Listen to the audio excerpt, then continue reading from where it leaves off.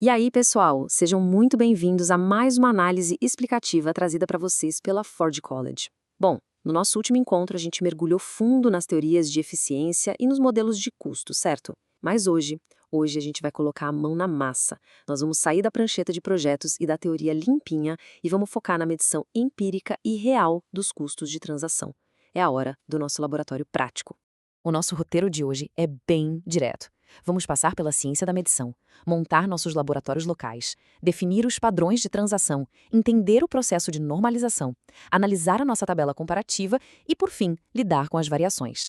Passo 1. A ciência da medição. Sabe, a teoria é linda no papel. Em sistemas EVM, a gente contabiliza o consumo com o gas, enquanto na arquitetura Solana a gente usa as unidades de computação. E olha, a matemática prevê esses padrões com uma elegância incrível. Mas e na prática? A execução prática, meus amigos, revela exatamente aquilo que os modelos ignoram. A gente lida com o ruído de fundo dos validadores, os comportamentos não determinísticos dos escalonadores, enfim, um monte de variáveis sutis que provam por que medir dados reais é absolutamente crucial para ter uma análise minimamente defensável. Indo para o passo 2, preparando nossos laboratórios locais. Olha só, se a gente for tentar coletar esses dados rodando testes pesados direto na mainnet, a gente vai à falência pagando taxas de gás rapidinho, não é mesmo? Então, a configuração técnica exige ambientes totalmente isolados e seguros. A gente inicia um nó EVM usando o Hard Hat de um lado e um validador de teste nativo da Solana do outro, o Solana Test Validator. Fixando o preço da rede nesses ambientes locais, a gente garante dados super limpos e, claro, protege nosso bolso. Passo 3. Os padrões de transação. Para fazer uma comparação justa daquelas tipo maçãs com maçãs, precisamos colocar operações completamente equivalentes nas duas plataformas. Nossas cobaias de laboratório serão 3 cenários principais. Primeiro, a transferência nativa simples, com um payload minúsculo, só para alterar um saldo. Segundo, a transferência de token, usando a lógica RC20 na EVM e SPL na Solana. E terceiro, uma interação mais complexa, cheia de instruções e gravações de estado, justamente para colocar a arquitetura das duas redes sob um estresse real. Dá uma olhada no cenário mais básico e limpo que existe, a transferência nativa. De um lado, a gente tem a transmissão na EVM enviando ETH. Do outro, a transferência na Solana movendo Lamports. Essa correspondência cirúrgica é fundamental. Ela que nos garante que os experimentos estão rodando em condições idênticas nas duas blockchains. O que nos leva ao passo 4, o processo de normalização.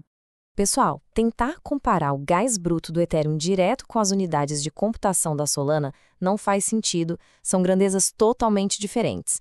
É como tentar comparar o preço de um café pago em dólares com outro pago em ienes. Você precisa converter as duas moedas para uma taxa de câmbio universal para entender o valor real, certo? Aqui é a mesma coisa. A nossa unidade de custo normalizada faz exatamente isso, traduzindo o impacto e o peso da complexidade de cada transação de uma forma justa. E para essa conversão funcionar, a gente precisa de um marco zero. Esse marco zero é o nosso gigante número 1.0. A transferência nativa simples recebe esse valor unitário cravado nas duas redes. A partir daí, qualquer outra transação que a gente rodar, não importa o quão complexo seja o código, vai ser calculada e medida exclusivamente como um múltiplo desse exato 1.0. Agora o momento mais esperado, o passo 5, a tabela comparativa. Depois de processar todos aqueles metadados e arquivos brutos dos nossos laboratórios, chegamos nesse resultado. E olha só que anomalia interessante na tabela. A transferência nativa é a nossa base 1.0, certo? Mas reparem na transferência de token. Na EVM, ela custa cerca de 2,29 vezes o esforço da transferência básica. Só que na Solana, esse salto é bem maior, indo para 3,71 vezes. Sabe por que isso acontece? Porque as invocações entre programas na Solana, as famosas CPIs, exigem um consumo muito maior de unidades de computação. Viram como a prática expõe as sutilezas da arquitetura? E para fechar a nossa análise, passo 6, variações e próximos passos. Na ciência de dados, as coisas quase nunca são perfeitinhas. Sempre tem aquele ruído nos números. Um simples miss de leitura no cache, uma operação de reclaimed range ou uma compilação DIT no momento exato do seu teste podem distorcer completamente os resultados. É por conta dessas variações invisíveis que repetir a mesma transação umas 5 vezes no mínimo não é exagero nenhum, tá? É absolutamente necessário para a gente manter uma média estatística confiável. Então, gravem com carinho essa regra de ouro da engenharia de performance na Web3. Meça os dados brutos primeiro e só aplique a normalização depois, numa etapa completamente isolada.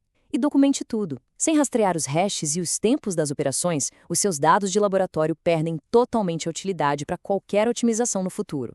Para encerrar, eu deixo uma provocação para vocês pensarem. A sua DEP novinha em folha vai se comportar exatamente como a teoria mandou?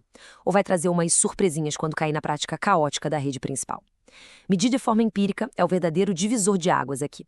Espero que essa exploração detalhada feita pela Ford College tenha trazido bastante clareza para a jornada de vocês entre a EVM e a SVM. E não esqueçam de acessar ford.college para conferir uma biblioteca incrível com muito mais recursos sobre a Web3. Um grande abraço, muito sucesso nas medições por aí e até a nossa próxima análise técnica.